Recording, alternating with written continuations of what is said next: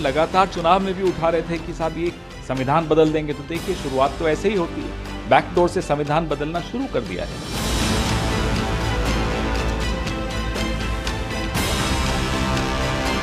There are two kinds of leaders. Somebody who wants to bring a constructive criticism to the job at hand, or somebody who wants to bring a destructive criticism by putting them in the forefront. मैं और मेरी party कतई सहमत नहीं है।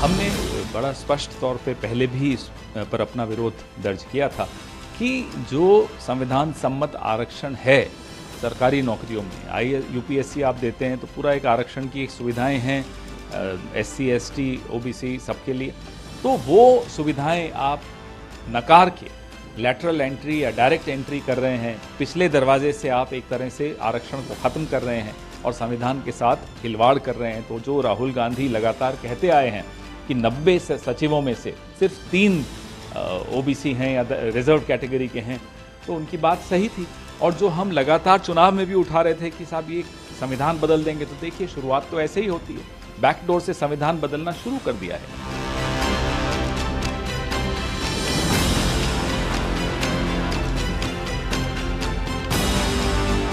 Rahul Gandhi ji has suddenly woken up and he has come in with one more radical proposal. 2005, Veerappa Moily ji in the second Administrative Reforms Commission, 10th volume, 325th page, talks about lateral recruitment, which they never had the courage to do it. 2018 onwards, more than 60 people have come in as joint secretary and director level, different eminent people have come in, serving for 3 years, extendable by 2 more years. After 5 years, they get out and get back into the private sector. Now, if you look at the data, 2004 to 2013, in the Congress period, the number of civil servants recruited, all India service, Group A, Group B, all services combined, 3,570. If you look at 10 years of NDA, 2014 to 23, it is 3,929. The recruitment is also more, lateral recruitment is also happening. EWS quota brought in, along with OBC, SC and ST, quota system maintained, and every single thing is happening. He has got a problem. Now, it's very, very unfortunate when you look at all the models of democratic governance across the world. Somebody did not take civil service, for example, you are somebody very eminent as a journalist. You want to serve Information Broadcasting Ministry as a joint director or as someone else.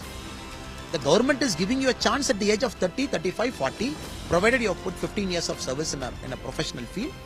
Then you have every right to come and serve the government of India. Rahul Gandhi wants to stop all this and say that, oh, you missed a government service selection because age is a problem.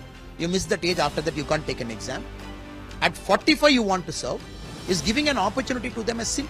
If Rahul Gandhi ji thinks it's a sin, I sadly mistaken. Now he can call himself a perpetual youth leader, but he cannot take civil service exam. Can Rahul Gandhi ji take a civil service exam at 21? He cannot take. because he has crossed his age limit. Now, for a common man, if he thinks he still wants to serve the government of India, it's a beautiful opportunity, which is a working model, successfully happening, beautiful integration happening at that level. At the same time, the entry level of civil service is happening, no problem there. 150 IPS, 180 IAS, 5560 Indian Foreign Service, IRS, Customs, Central Excise, multiple services in railways, defense, DANIPS. When it is beautifully happening in the system, what is his problem? He has got a problem with Agnipal.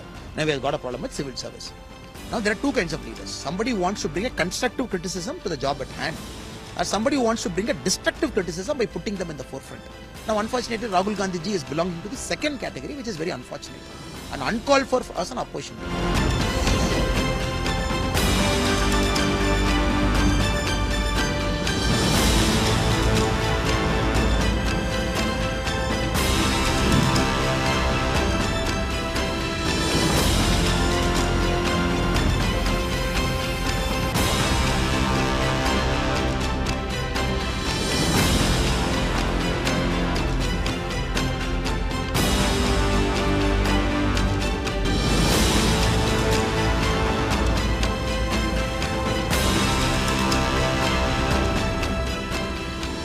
लेकिन मैं इस दो बात को एकदम स्पष्ट कर दूं, अगर किसी भी एक विषय को उदाहरण के तौर पर दिखाकर अगर सरकार की नीयत में सवाल उठाया जाएगा, तो आज की तारीख में सरकार का अंग होने के नाते मैं इस बात को स्पष्ट कर दूं, हेड ऑफ द गवर्नमेंट मेरे प्रधानमंत्री हैं और प्रधानमंत्री जी की सोच कतई आरक्षण विरोधी नहीं हो सकती। पीछे कुछ दिनों पहले जब अनुसूचित समाज में भी आरक्षण को लेकर मतभेद को पैदा करने का प्रयास किया गया था, सुप्रीम कोर्ट के द्वारा जिस तरीके से उसमें अलग अलग प्रावधान बनाए जाने की बात कही गई थी, उस पर भी मेरे प्रधानमंत्री ने स्पष्ट तौर से कहा था और ये कैबिनेट की मीटिंग में ही इस बात को कहा गया था कि आरक्षण को जिस तरीके से बाबा साहेब भीमराव अंबेडकर ने जो प्रावधान बनाए हैं, वही प्रावधान वैसे ही लागू रहेंगे।